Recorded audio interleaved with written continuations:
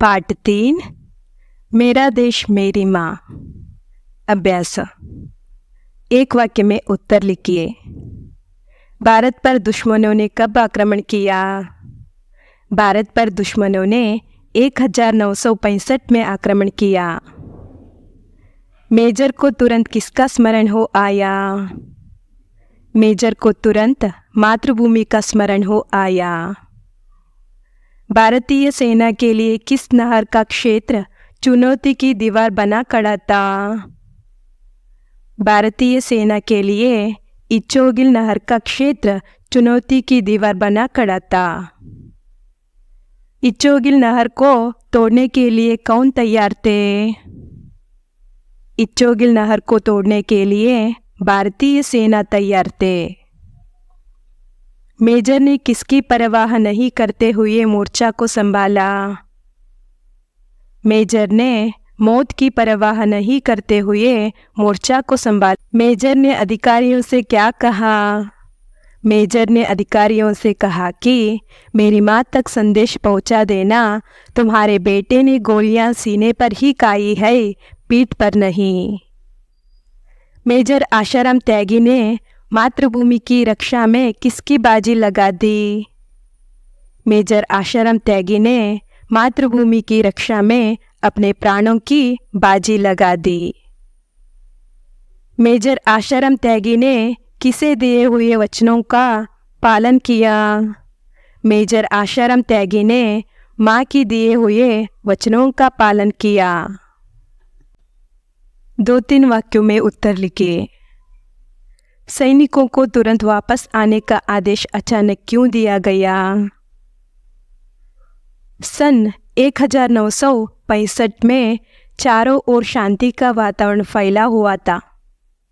अचानक वातावरण बदल गया। भारत पर दुश्मनों ने हमला कर दिया, जिससे छुट्टियों बनाने गए सैनिकों को तुरंत वापस आने का आदेश दिया गया। सेकेंड वन, युद्ध भूमि जाने से पहले मेजर ने जब माँ को प्रणाम किया तब दोनों की स्थिति कैसी थी? युद्ध भूमि को जाते हुए मेजर ने जब माँ को प्रणाम किया तो सिर पर हाथ रखकर आशीर्वाद देते हुए माँ ने कहा, बेटे, इस समय राष्ट्र रक्षा ही प्रत्येक भारतीय का सबसे बड़ा कर्तव्य है।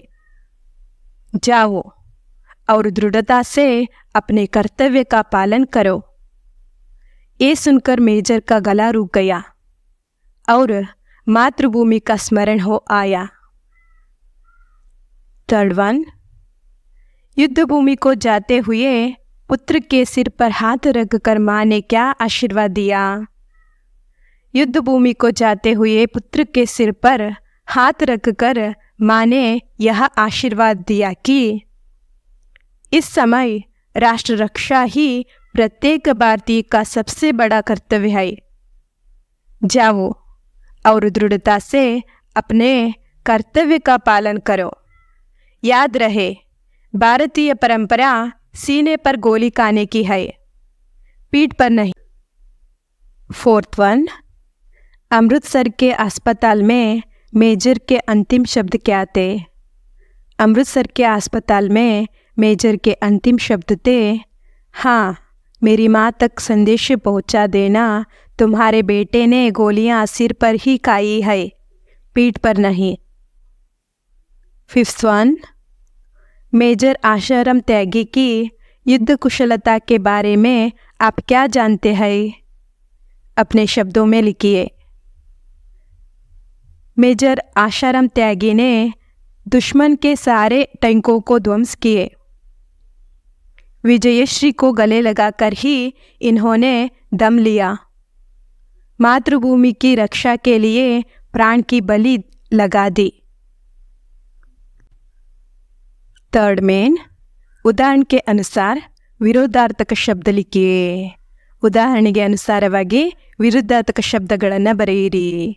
अच्छा, बुरा, बड़ा, छोटा, दोस्त, दुश्मन, आगे, पीछे, भेद्य, अभेद्य।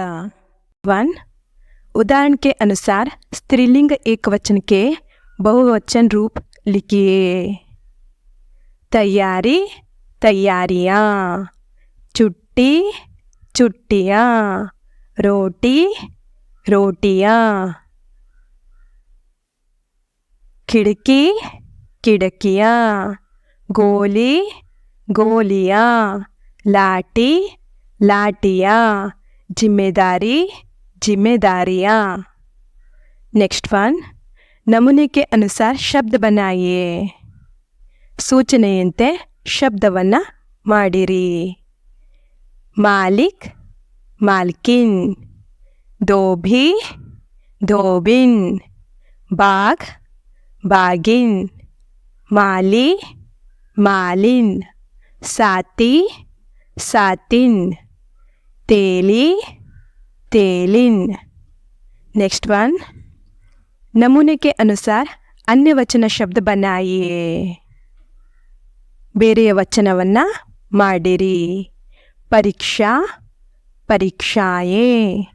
ಮಾಲಾ, ಮಾಲಾಯೇ। ಶಾಖಾ, ಶಾಖಾಯೇ। ಕವಿತಾ, ಕವಿತಾಯೇ।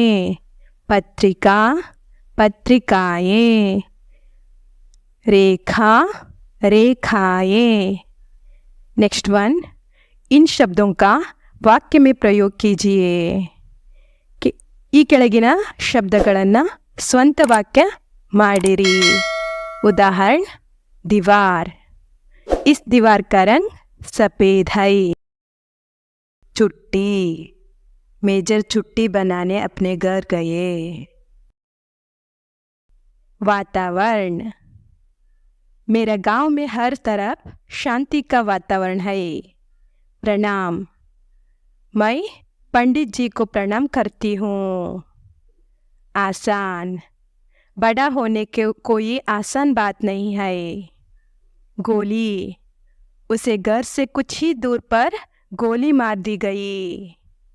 अस्पताल, अस्पताल में कई कमरे होते हैं। नेक्स्ट वन, कन्नड़ या अंग्रेजी में अनुवाद कीजिए। ರಾಷ್ಟ್ರ ರಕ್ಷಾ करना हमारा सबसे बड़ा कर्तव्य है। ರಾಷ್ಟ್ರದ ರಕ್ಷಣೆ ಮಾಡುವುದು ನಮ್ಮ ಅತಿ ದೊಡ್ಡ ಕರ್ತವ್ಯ। ಭಾರತೀಯ ಪರಂಪರಾ सीने पर गोली खाने की है, पीठ पर नहीं। ಭಾರತೀಯ ಪರಂಪರೆ ಎದೆಗೆ ಗುಂಡು ತಿನ್ನುವುದೇ ಹೊರತು ಬೆನ್ನಿನ ಮೇಲಲ್ಲ। युद्ध भीषण रूप से फैलता जा रहा था। ಯುದ್ಧ ಭಯಾನಕ ರೂಪದಲ್ಲಿ ಹರಡಿತು। मेजर पर देशभक्ति का जोश पूरी तरह छाया हुआ था। ಮೇಜರ್ ಅವರಲ್ಲಿ ದೇಶಭಕ್ತಿಯ ಉತ್ಸಾಹವು ಪೂರ್ಣವಾಗಿ ಆವರಿಸಿತ್ತು।